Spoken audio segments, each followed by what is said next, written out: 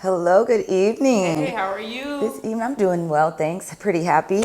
Thank you for letting me interview you. Pretty excited to get some information about you. Of course. And so we are going to be interviewing Millionaire Milly, performer Millionaire Milly. Get it right. Yes, okay, performer. Right, let's get Period. into it. What does Millionaire Milly mean to you, and who is Millionaire Milly? Millionaire Millie is me. Fun, loving girl next door. Trying to find her way through this thing called life. But with the journey, you always got to remember, who's guiding you and who's helping you. And that's basically who Millionaire Millie is. I'm gonna help you get there, guide you, of course through God, but just trying to find yourself, trying to find that journey, trying to find your purpose. That's what Millionaire Millie is. But, hey, well, welcome, Millionaire Milly. Yes. So, since you kind of spoken and touched on faith, how does your faith and faith-filled life kind of contribute to your music and the person that you are today? That's a good question. So you can't really call me like the gospel artist because I'm not really preachy. My music is very catchy. People of the world will be able to bop and have fun with it. But at the end of the day, I always have a message about finding yourself or getting closer to God and getting closer to who you need to be in life.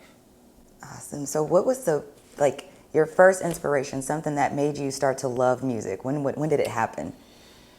To be honest, I fell in love with music, of course, growing up in the church, but churchy music wasn't always my first love. My first love was, to be honest, when I heard Lil Jon and the East Side Boys. Okay. That was the Classics. first time I actually was like, okay, I actually want to get involved in this music thing because that sound, the bass line, the 808s, everything like that just made me drew more into that era, that grungeness. So that's what made me love music. Do you use that sound now as inspiration when you're making songs or writing songs? I do. Okay. I do. To this day, I still listen to Little John and the East Side Boys, or a little scrappy. Yes. That ATL Memphis sound. That's what The I Southern like. rap. So, yep. Yes. Yeah. Same boat. Completely. So Yes. there's two songs that I had the opportunity to hear, and I just kind of wonder, would want to get some information on what inspired the two songs, Love and Loyalty and Great Day. Yeah. Love and Loyalty. That song. With Love and Loyalty is basically about, with this day and era, with this, Gen X and millennials, we don't really have those two main things, love and loyalty, especially in relationships. It can be friends, boyfriend, girlfriend, even coworkers. There's no like love or loyalty in anything. So getting back to the root of what love is and what loyalty is, it stems from God. So if you don't have that in your relationship with your friends or your partner, whoever that could be, then it's never gonna work. So that's what love and loyalty is all about, just making sure that you have God in the root of everything you do, because if you don't have him, it ain't gonna work. And so you've been doing music for how long now? I've been writing music since I was 12, recording since I was 12, 13, 14.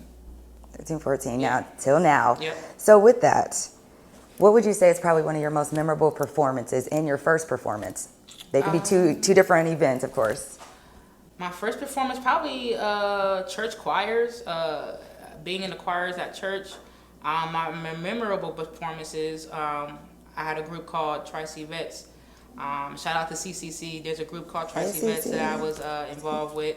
And we did a New Year's event at the convention center. And it was like one of the biggest stages I was on before in my life. So I really had fun on that night. And you said for New Year's Eve. For So New you bought the Year's Eve, year yeah. in Yeah. popping, Right, basically. right. Like popping. I forget what year it was, but I had to be like at least 16, 17 maybe when it happened. So, or no, maybe 14, 15, around that time frame. So when you're making your music, what is your favorite kind of atmosphere, either on the stage or in the studio? When you get to create in the studio, what do you feel is probably like the highlight of you being a performer? So are you basically asking like would I like to perform more or be in the studio more? Like what makes you feel good? Which one is it between those two? Because those are two different, Right. atmospheres. I like to when I create, I like to be by myself. Okay. When I perform, I like to perform more because you get to see your audience expressions and how they groove into your song. So yeah, they're two different elements, but I'd rather be performing than in the studio. And you're signed, right? You got signed Yeah, to Bentley Records. I How'd got that come signed to about? Bentley Records. To be honest, I thought it was a spam email. I didn't think it was real. So when I got the email from them, I immediately showed it to my mom because I really thought it was fake. And then she was like, "No, Mill, this is for real. This is serious." So that's when we got my lawyers involved and got everything with the contracts involved, and it was legit. So yeah, shout out to Bentley. Go Bentleys, the Bentleys. And I know we kind of talked about what category you would say, but you have a logo, Choose Life Win. Yes. What does that my represent? logo. Yeah, Choose Life Win is it's not just my initials, but it's basically who I am and what my brand is all about. So I'm basically trying to express to my generation and the kids, after me that regardless of what you're going through, you're gonna have to choose. With your friends, with everyday situations, you're gonna have to choose. And as long as you choose life, positive things that's gonna motivate you, things that's gonna make you grow and elevate to where you need to be, you always gonna win. So Choose Life Win is who I am, is what I'm about. You are your brand, walking brand Yes, every day. yes. Well, you're inspiring and motivational. Yes, Thank you. All that period. good energy. I love it. So you have, I see this necklace over here. Who's that on your necklace? Oh yeah, this is my little brother Jeremiah. Hey, Jeremiah. Tell us about Jeremiah, because that's a nice necklace. Yeah, thank you. So Jeremiah passed away in I'm '97. sorry. So he's my little brother. I was at least, I think, 8 or 9 when he passed away. But yeah, I always keep him close. I always keep him close. By your near me. heart. Yes. Now, does he sometimes, when you're writing a song, are you sometimes talking to him through your music, do you think? Not really much talking through my music, but I know he's with me. I know he's with me. Just like with my Nice. grandfather too. I know they up there, happy and cheering me on. So that's all that matters at the end of the day. So with your music, how can your followers, fans, find your music and listen to it? Yeah. You can always hit me up on my IG, Millionaire Milly, my Facebook, Millionaire Milly, my Twitters. Everything's under Millionaire Milly. So Yes. all my Any platforms- underscores?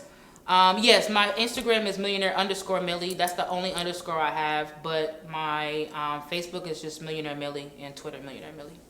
And so to your fans, friends, family, Facebook followers, Instagram followers, what do they know about Millionaire Milly's future? Or what should they know? Like manifesting. What are you manifesting with your music? Man, if you don't plug in with me now, You're going to miss the bus. you're gonna miss a year from now, I'm not gonna be where I'm at. So if you don't plug in with me now, then I don't know. I'll pray. Maybe you can get in with my mom or something, but I don't know. So if you ain't here at this moment right now with me and celebrating with me and supporting and elevating me now, you're gonna miss the bus. Like, we're not stopping. No I pauses. ain't stopping for nobody. Yes. So do you have any new music coming out? I should say that. New launches. I know there's something in April coming up, right? Yes, Okay. I have a big event in April 15th on Good Friday. I will have flyers about that event coming out soon, but I'm doing a video release. So it's going to be releasing Love and Loyalty and Great Day. Nice. And you shot videos, correct? Yep, 2 videos. Nice. Yep, 2 videos so far. Now with your videos, did you come up with the whole concept and Yeah. you were a director Yeah, also? yeah. Okay. Those hats are nice. You got a That's couple right. of them I'm seeing. That's right. I like it. I'm like, I like it. Well, I appreciate you taking the time this evening to interview. It's nice to kind of course. get the other side of Millionaire Milly. You might see the Yes. social media sometimes, but getting a little behind the scenes and background of you and your performing life. Right. So yes, thank you for interviewing It was a with me. pleasure having me. Thank you. I appreciate it.